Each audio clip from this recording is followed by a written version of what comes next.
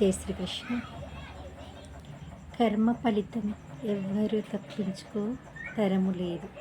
చిన్న కథ. ఒక రామచిలుక అనుకుంటుందట, నేను స్వర్గం వెళ్ళాలి, ఇప్పుడే ఈ క్షణం స్వర్గం వెళ్ళాలి అని ఆశపడుతుందట. ఆశలు సహజం మనిషికి. కానీ రామచిలుక చిన్నదే కాబట్టి స్వర్గం పోవాలంటే చాలా కష్టమైన పని కాబట్టి ఎలా చేరాలి అని తపన పడుతూ ఉంటుందట. మనిషికి ఒక లక్ష్యం అనేది కూడా ముఖ్యమైనది కాబట్టి అప్పుడు ఏమనుకుంటుందట అంటే ఎవరి సహాయం అన్న తీసుకోవాలి అని అనుకుంటుందట. అంతలోపు దేవతలందరూ సమావేశం చేసుకోవడానికి ఒక ప్రోగ్రాం పెట్టుకున్నారట. అక్కడికి రామచిలుకకి తెలిసి వెళ్తుందట. వెళ్ళేసరికి నేను స్వర్గం వెళ్ళలేకపోతున్నా, కనీసం స్వర్గంలో ఉండేవారిని నా దర్శనం చేసుకుంటా అన్న ఆలోచనతోటి స్వాగతం చెప్తున్నట్టు అక్కడ ఉంటుందట. ఉన్న తర్వాత అప్పుడే యముడు వస్తుందట. యమధర్మరాజు వస్తుంటే రామచిలుక అక్కడ చూస్తూ ఉంటుందట. ఆహా, ఈయన యమధర్మరాజా అనుకుంటుందట. అప్పుడు యముడికి చాలా నవ్వు వస్తుందట. విధిరాత కనబడుతుంటుందట. రామచిలుక ఇంకో 2 క్షణాలల్లో స్వర్గంలో చనిపోతుంది చెట్టు తొర్రలో అని అనిపిస్తుందట. యమధర్మరాజు యముడే కదా రాతలన్నీ చేసేటి రాతల బ్రహ్మ రాస్తే చేసేటి యముడు కాబట్టి నవ్వుతుంటే అప్పుడు రామచిలుకకు చాలా బాధేస్తుందట. నన్ను చూసి ఎందుకు నవ్విండు యమధర్మరాజు, ఎప్పుడు అలా చేయలేదు, ఇప్పుడు కొత్తగా నవ్విండు, నాలో ఏమనిపిస్తుంది ఏం కనిపిస్తుంది అని చింతిస్తుంటుందట. అప్పుడే పక్షిరాజు వస్తాడట. పక్షులు అందరూ ఐక్యంగా ఉంటాయి కాబట్టి రామచిలుక నువ్వు ఎందుకమ్మా అంత బాధపడుతున్నావు అని అడుగుతాడట పక్షిరాజు. ఏం లే గరత్మంతా, నాకు స్వర్గంలో విహరించాలనుంది, ఒక్క క్షణమైనా ఉండాలి అని ఆశ ఎప్పటి నుంచో ఉంది అని చెప్తుందట. ఇదెంత పనివి రామచిలుక, తక్షణమే నా భుజాల మీద కూర్చో, నీకు ఎక్కడ దింపాలో చెప్పు అని గరత్మంతుడు అంటాడట.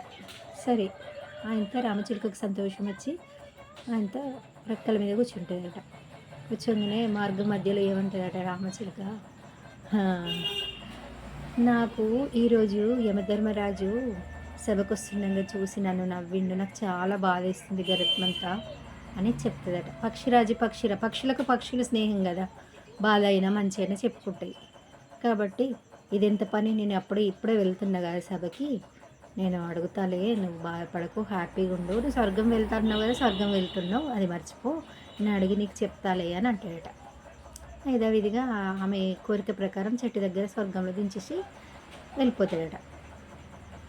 గరత్మంతుడు మళ్ళా యమధర్మరాజు చీర దగ్గర కూర్చుంటాడట. కూర్చోగానే గరత్మంతుడిని యమధర్మరాజు అడుగుతాడట, ఏమైంది ఇంత లేట్ అయింది అని, ఎప్పుడు కానీ ముందే ఉంటావు కదా గరత్మంత అని అడుగుతాడట.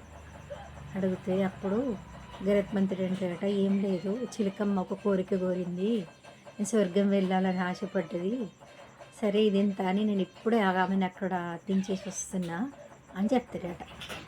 అవును, కానీ నువ్వు రామచిలుకను చూసి ఎందుకు అవినావు, ఎప్పుడు లేనిది నువ్వు అసలు అందరికీ హెల్పింగ్ ఉంటావు, ప్రాణం తీస్తావని తెలుసు, కానీ నీకు ఏమనిపించింది ఆమెను చూసి చాలా చింతించింది చిలుకమ్మ అని అడుగుతాడట. ఏం లేదు యమధర్మరాజా, ఆమె క్షణంలో స్వర్గం చెట్టు పైన ఒక పాము పొడుచుకొని తింటుందని రాసిండు, ఉన్నది గింతంత పక్షి, ఆ పక్షి ఎప్పుడు స్వర్గం వెళ్తుంది, ఎప్పుడు పాము పొడుచుక తింటుంది, ఎంత టైం పడుతుంది, బ్రహ్మదేవుడు ఇలా రాసిండు కర్మ అని నాకు నవ్వొచ్చింది, పాజిబులేనా అని నవ్వొచ్చింది, నువ్వు ఇప్పుడు దించొచ్చిన అని చెప్తున్నావు, చూసినవా, బ్రహ్మ రాసిన రాత ఎవ్వరు తప్పించుకొని తరం లేదు, కర్మ అంటేనే అది తథ్యము, ఎక్కడ తప్పించుకోలేమని యమధర్మరాజు చెప్తాడట.